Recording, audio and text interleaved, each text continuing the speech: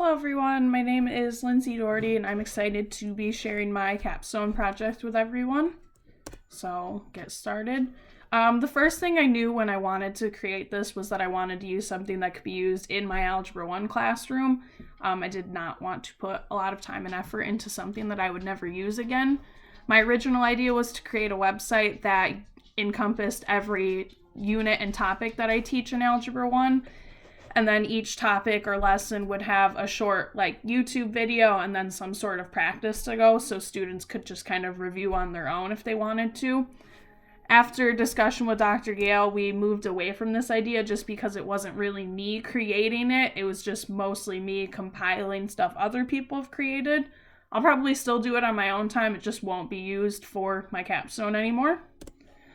Instead, we decided to focus on Algebra 1 vocabulary, so that was the purpose behind this project.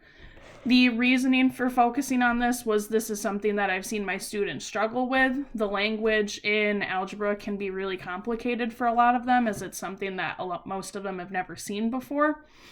A lot of people say math is kind of like its own language, so for these kids that are coming in, learning all these new words and stuff they've never heard of, it can be a lot for them, and it's really hard for a lot of them to grasp it and memorize what all the words mean.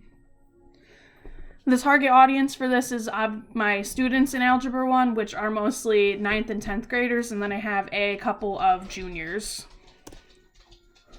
So some of my design decisions that I made, I decided to go with a choose-your-own-adventure type story using Arcweave.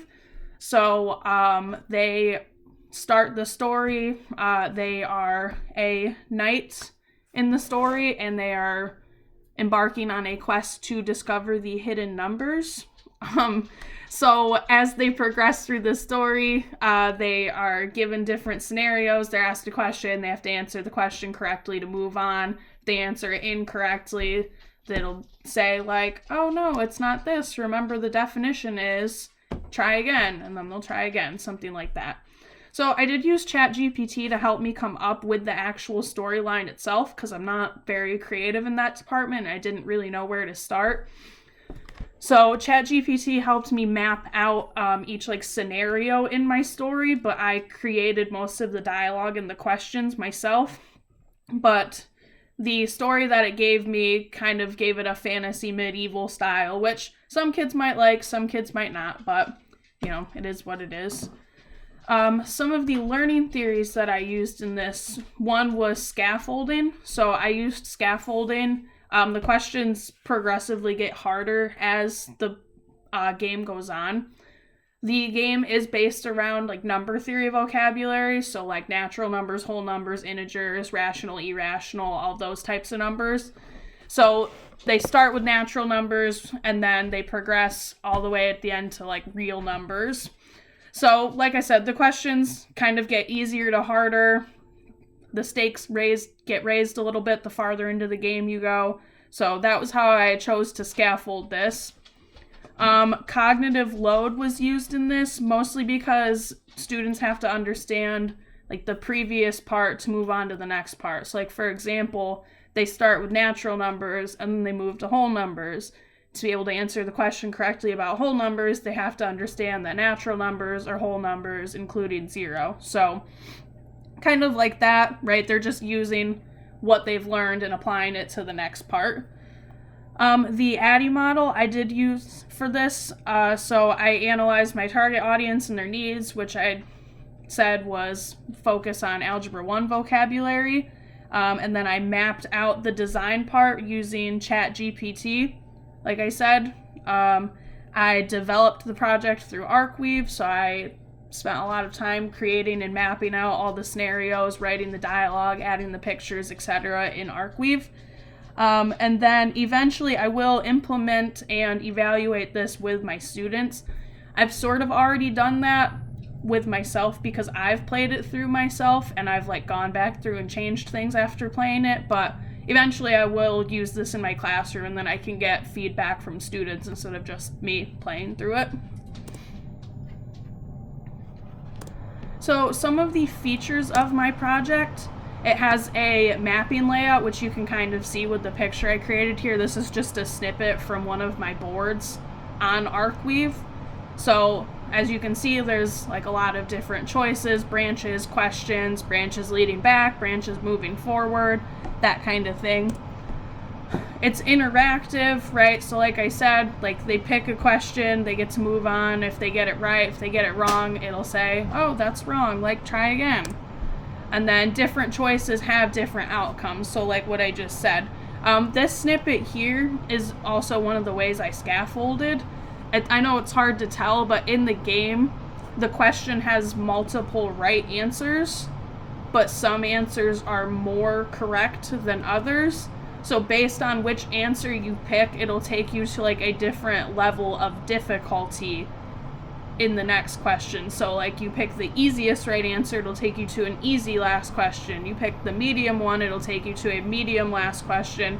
Or if you pick like the most right answer, it'll take you to a harder last question. So that's one of the ways that you can see that. And then I'll also show you why I have it pulled up, just like what some of the different outcomes are. So here's one of the questions. The question says, which set of numbers are natural numbers? So let's say I pick option A, right? It says, alas, that is not the correct answer. Let's review the definition of natural numbers. Then we review the definition, also known as counting numbers. Natural numbers are positive numbers that exclude 0. So then we're going to go back to the question. We're going to try again with our new knowledge. So natural numbers are positive numbers that don't include 0. So then I could be like, oh, it's C. Then I pick C. It says I'm correct. I click, right? I move on. So that would take me to the next scenario in my game. So then some of my lessons learned. Sorry, didn't think this through very well.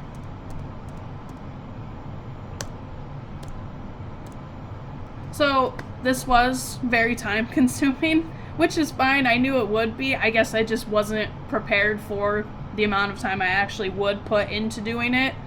Not that I didn't enjoy it, but it just took a really long time to create. So I don't know if this is something I could do for like every single piece of vocabulary, at least not in a short period of time. It would probably take a long time, but it was time consuming. That's okay. Learning Arcweave was also a bit of a challenge at first.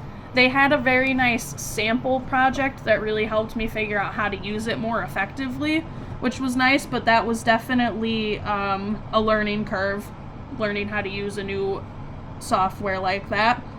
I did enjoy the experience overall, though. Like, I didn't feel like this was a project I was creating for a class that I was getting graded on. I had a fun time making this.